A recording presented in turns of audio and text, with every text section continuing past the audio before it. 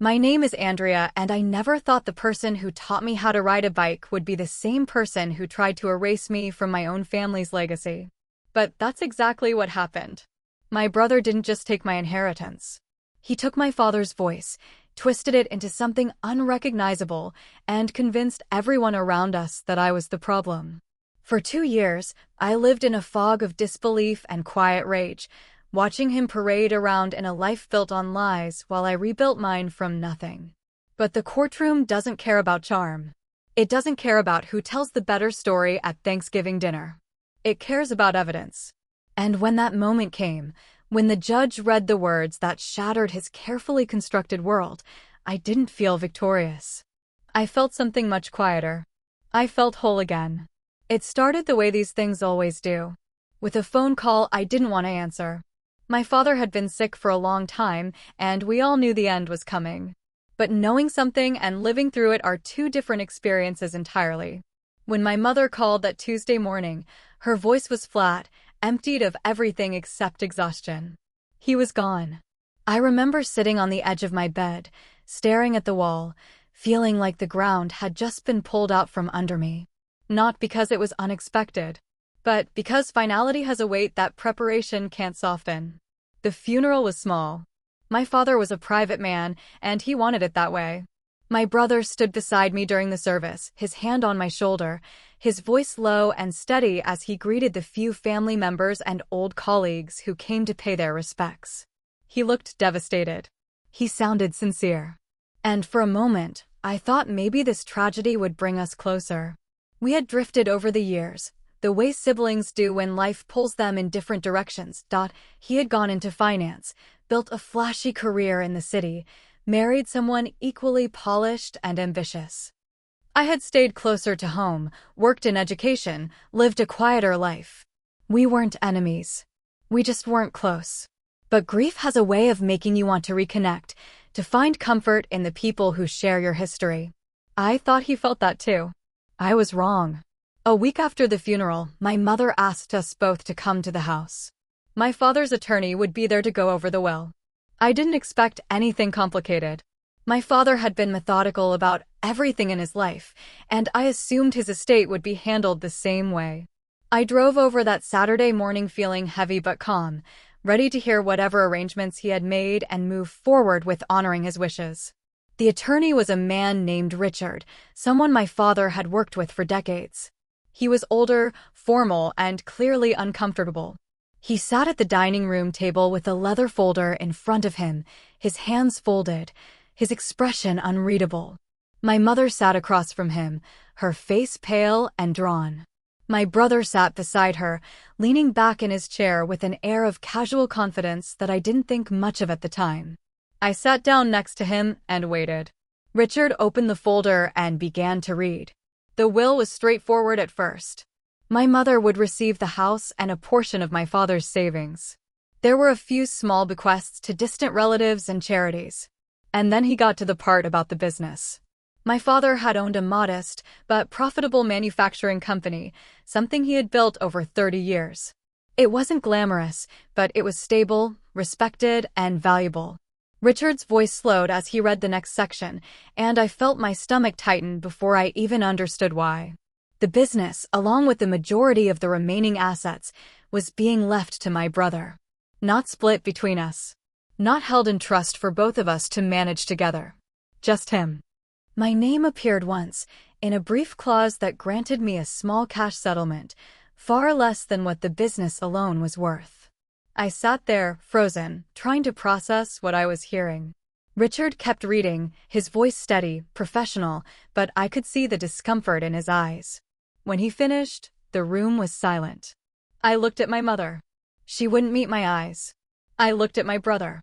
He was nodding slowly, as if this was exactly what he had expected, as if it made perfect sense. And then I found my voice, though it came out quieter than I intended. "This doesn't make sense," I said. "Dad always told me we'd share the business. He said it was for both of us." Richard shifted in his seat. "This is the will your father signed 4 months ago. It's legally binding and very clear." "4 months ago?" I repeated. He was barely coherent 4 months ago. He was on medication. He wasn't himself. My brother finally spoke, his tone gentle, almost pitying. He was clear enough to know what he wanted. He knew I was the one who could actually run the business. You've never been involved in it. You don't know the first thing about manufacturing or finance. He was being practical. I stared at him, searching his face for some sign of the brother I used to know, the one who used to defend me when we were kids, who used to make me laugh when things got hard. But the person sitting next to me was someone else entirely. Someone who had just taken everything and was now explaining to me why I didn't deserve it. He wouldn't do this, I said, my voice shaking now. Not like this. Not without even talking to me. Maybe he didn't want to hurt your feelings, my brother said. But he made his choice. And we have to respect it. My mother finally spoke, her voice barely above a whisper. Please don't fight about this. He's gone. We need to stay together. But we didn't stay together. I left that house feeling like I had just been erased, like my entire relationship with my father had been rewritten in a single document. I drove home in a daze, replaying every conversation I'd ever had with him about the future, about the business, about what he wanted for both of us. He had always been so careful to include me, to make sure I knew I was part of his plans. And now I was supposed to believe he had changed his mind in the final months of his life, when he was weak and confused and surrounded by people who had their own agendas. I didn't believe it. But belief doesn't matter when the law is on someone else's side. The next few weeks were a blur of phone calls and unanswered questions. I reached out to Richard, asking for copies of everything, asking how this had happened, asking if there was any way to challenge it. He was polite but firm. The will had been signed, witnessed, and notarized. My father had been evaluated by a doctor who confirmed he was of sound mind at the time. There was no legal basis for a challenge. My brother had made sure of that. I started digging. I talked to people who had known my father, colleagues from the business, old friends, anyone who might have insight into what had happened in those final months. The picture that emerged was ugly. My brother had been visiting my father almost daily during that time, always alone, always offering to help with paperwork and finances. He had isolated him, subtly and skillfully, convincing him that I was too busy with my own life to be involved, that I didn't have the skills or the interest to take on the responsibility of the business. He had planted doubts, twisted conversations, and positioned himself as the only viable option. And my father, weakened by illness and medication, had believed him. But I couldn't prove it. Not in a way that would hold up in court. Not yet. My brother moved quickly. Within a month, he had taken full control of the business, rebranded it, brought in his own management team, and started making changes that my father would have hated. He sold off equipment, cut staff, and shifted the focus toward short-term profits over long-term stability. He was gutting everything my father had built, and there was nothing I could do to stop him. I watched from the outside, helpless and furious, as he turned my father's legacy into just another asset on his portfolio. And then he started talking. To family. To mutual acquaintances. To anyone who would listen. He painted me as bitter, jealous, unable to accept that I wasn't the favorite child. He told people I had always been difficult, that I had never appreciated what my father tried to do for me, that I was making his grief harder by stirring up drama. Some people believed him. Some people stopped calling me. And the ones who didn't believe him didn't know what to say, so they said nothing. I had never felt so alone. But loneliness has a way of clarifying things. When there's no one left to reassure you, when the noise dies down and you're left with just yourself and the truth, you start to see things differently. I stopped trying to convince people. I stopped arguing. I stopped defending myself. I realized that none of it mattered. The only thing that mattered was the evidence. And if I wanted justice, I had to find it myself. I hired a lawyer. Not the kind of lawyer who handles simple estate disputes. The kind who specializes in elder abuse, fraud, and undue influence. Her name was Claire, and she was sharp, skeptical, and expensive. I told her everything. She listened without interrupting, taking notes, asking pointed questions. When I finished, she leaned back in her chair and looked at me for a long moment. "This is going to be hard," she said. "Your brother covered his tracks well. But if what you're telling me is true, there will be cracks. There always are. We just have to find them. We started building the case. Claire subpoenaed medical records, financial documents, phone records, anything that could show a pattern of manipulation. We interviewed the doctor who had evaluated my father, the witnesses who had signed the will, the staff at the care facility where he had spent his final weeks. Slowly, piece by piece, a picture began to emerge. My brother had been more involved in my father's medical decisions than anyone realized.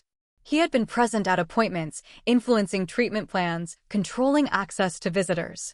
He had even changed my father's phone number without telling anyone, cutting off his ability to communicate freely. And then we found the emails. My father had kept meticulous records, and buried in his old accounts were messages between him and my brother. Messages where my brother suggested changes to the will. Messages where he warned my father that I was unreliable, that I would mismanage the business, that leaving me anything significant would be a mistake.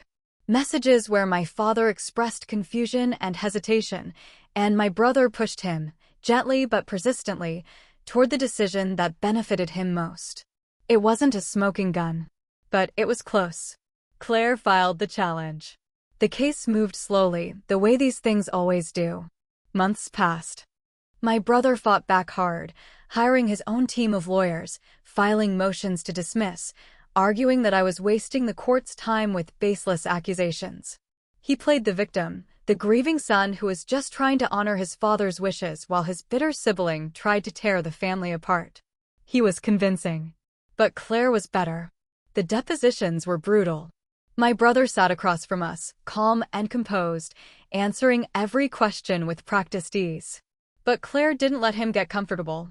She walked him through every visit, every conversation, every decision he had influenced. She showed him the emails. She showed him the medical records that proved my father's cognitive decline had been more severe than he had admitted.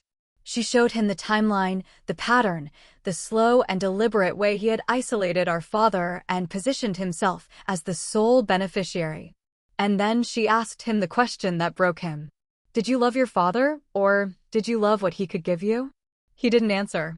He just stared at her, his jaw tight, his hands clenched under the table. And in that silence, I saw the truth. He had convinced himself that what he did was justified, that he deserved it, that he had earned it. But he couldn't say it out loud. Not in front of a camera. Not in front of a lawyer who would use his words against him. The trial took 3 weeks. The courtroom was small, sterile, and suffocatingly tense. My mother sat in the gallery, her face a mask of exhaustion and regret. She didn't testify. She didn't take sides. She just sat there, watching her children destroy each other over the man she had loved. Claire presented our case methodically. The emails. The medical records. The testimony from the doctor who admitted he had concerns about my father's decision-making capacity, but had been pressured to sign off on the evaluation. The testimony from the attorney, Richard, who admitted under oath that he had felt uncomfortable with how quickly the will had been changed and how insistent my brother had been about expediting the process. My brother's lawyers tried to discredit everything. They argued that the emails were taken out of context, that my father had been clear-minded, that I was simply a resentful sibling who couldn't accept reality. They painted me as opportunistic, desperate, clinging to a fantasy of what I thought I deserved. But the evidence didn't lie. The judge took 2 days to deliberate. When we returned to the courtroom for the ruling, I felt numb. I had spent so long fighting, so long hoping, that I didn't know what to feel anymore. I just wanted it to be over. The judge was an older woman, stern and precise. She looked at both of us before she spoke, her expression unreadable. And then she began to read. She outlined the facts, the timeline, the evidence of undue influence, the signs of cognitive decline that had been ignored or minimized. She spoke about the responsibility we have to protect vulnerable people, even when those people are our own parents. And then she said the words I had been waiting 2 years to hear. The will is declared invalid. The previous will, dated 3 years prior, is reinstated. The room seemed to tilt. I heard my brother's lawyer object, heard the judge calmly overrule him, heard Claire's hand on my arm as she whispered, "We won." But I couldn't move. I just sat there, staring at the judge, feeling something enormous and unnamed rise up in my chest. The previous will split everything equally. The business. The assets. Everything my father had built was now half mine. My brother stood up, his face pale, his hands shaking. He didn't look at me. He just walked out, his lawyers trailing behind him, and I never saw him again. In the months that followed, I took control of my half of the business. I brought back the staff my brother had fired. I restored the practices my father had valued. I turned it back into something he would have been proud of. My brother sold his half within a year, liquidated everything, and disappeared into whatever life he had built on lies. People ask me if I feel vindicated, if I feel like I won. And the truth is, I don't know if winning is the right word. I didn't get my brother back. I didn't get my father back. I didn't get those 2 years back, the ones I spent feeling erased and powerless. But I got the truth. I got justice. And I got to honor my father's real wishes, the ones he had before fear and illness made him vulnerable to manipulation. The courtroom didn't give me revenge. It gave me something better. It gave me my father's voice back. And in the end, that was all I ever wanted.